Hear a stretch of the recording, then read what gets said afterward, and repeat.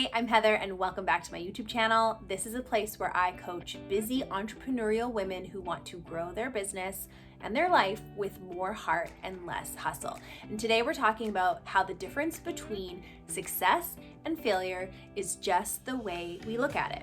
I'm a person who grew up with a really fixed mindset. I'm very perfectionistic by nature and I don't like to try new things unless I know that I can get it right the first time.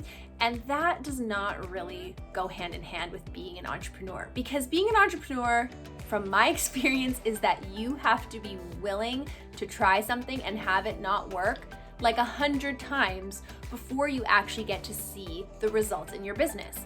And I'm living proof of this. I started my business in 2020 and I grew my business from 0 to 6 figures in a year, primarily because I was willing to not define the things that weren't working in my business as failure.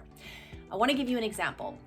Just this last month, I decided to do a webinar, and my purpose in doing the webinar was twofold. Number one, I wanted to offer free training so that I could potentially connect with new clients. And I also really wanted to create a webinar that I could use as an evergreen webinar. So I could set it up automated so that people could be finding me and connecting even when I wasn't doing it live. And I decided to put some money into advertising. I advertised it both through Facebook ads and I also promoted a post on Instagram. And I had the lowest number of registrations for a webinar that I've ever done since the very beginning of my business. When I looked at that number of registrations, I believe it was 35 people that were registered for this webinar, I had a choice. I could either define that as a success or a failure. So I'm gonna walk you through what I initially thought and then how I coached myself into a more powerful thought about it and the results that I got.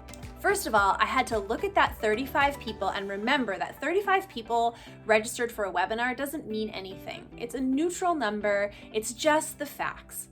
And my initial thought about it was, that's not very many people. This webinar is not going to be successful. And the feeling that I had when I thought that was discouraged.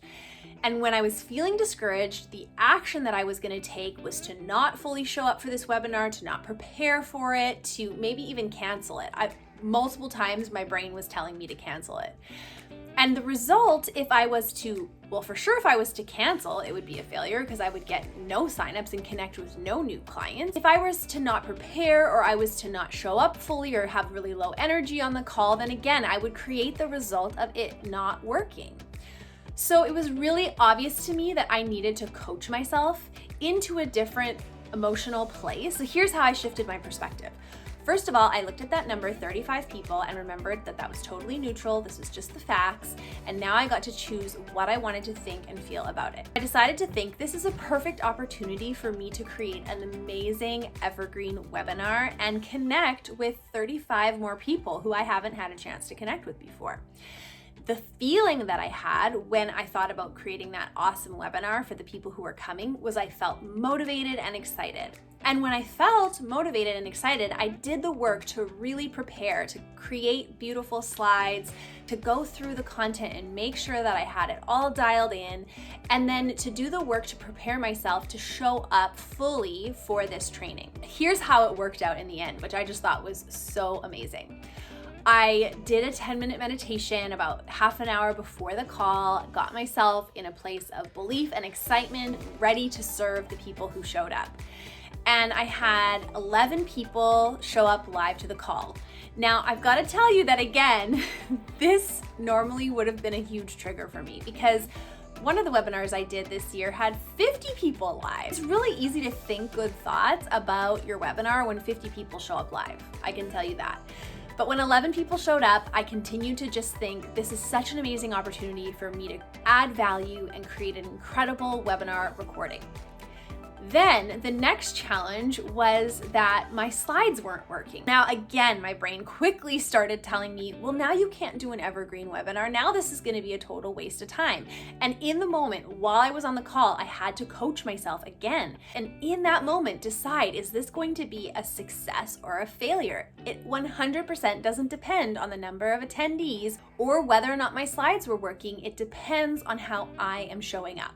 So I quickly again coached myself and reminded myself, I want to show up as fully as I possibly can and create so much value for these 11 people.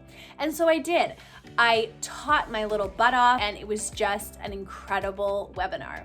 And in the end, I had 3 people on that call sign up for Life Launch. Usually I get 5 to 10% of the people who come live signing up. And in this case, I got 3 out of 11, which basically a 30% conversion rate, which is insane. More importantly, I connected with 3 like-minded, heart-centered women who are now going to get access to all of these incredible emotional health tools that are available in Life Launch.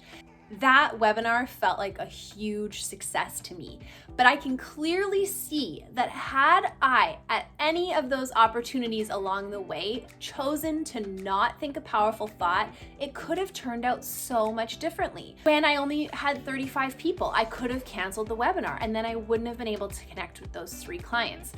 When 11 people showed up, it could have affected the way I was feeling and the way I was teaching, because I might have felt discouraged or made it mean that it wasn't important or nobody cared. When the slides didn't work, that powerful thought I had about creating this amazing evergreen webinar was no longer there to serve me. And so I had to shift and pivot to a new thought in the moment about how I wanted to add value for each of the individuals that had showed up for this call. In the end, because I was able to coach myself through all of those obstacles, I was able to experience a success in my business. The only difference between success and failure is the way you're choosing to think about it. Not just after the fact, but while you're in the process of something, while you're putting out something new, while you're trying a different idea, while you're working through your business. The way you think about it while you're in process will determine the results that you get. What creates your results isn't just the action you take, it's the place that you take it from. What is the thought and the feeling that is fueling your action? Because what you are feeling is what everybody else is going to feel when you're taking action. If you're thinking behind the scenes, this isn't going to work. There's not enough people. This isn't going to be successful. People are going to feel that energy more than they're going to hear the words that you're saying. It's really important for us as entrepreneurs and business owners, whether we're selling a product or a service, to manage and protect our emotional space so that we can create from a place of love, from a place of excitement, whatever it is that you need to feel in order to take the action to show up fully for the people that you're serving. If you found this helpful, give me a thumbs up, subscribe to the channel, share it with your friends.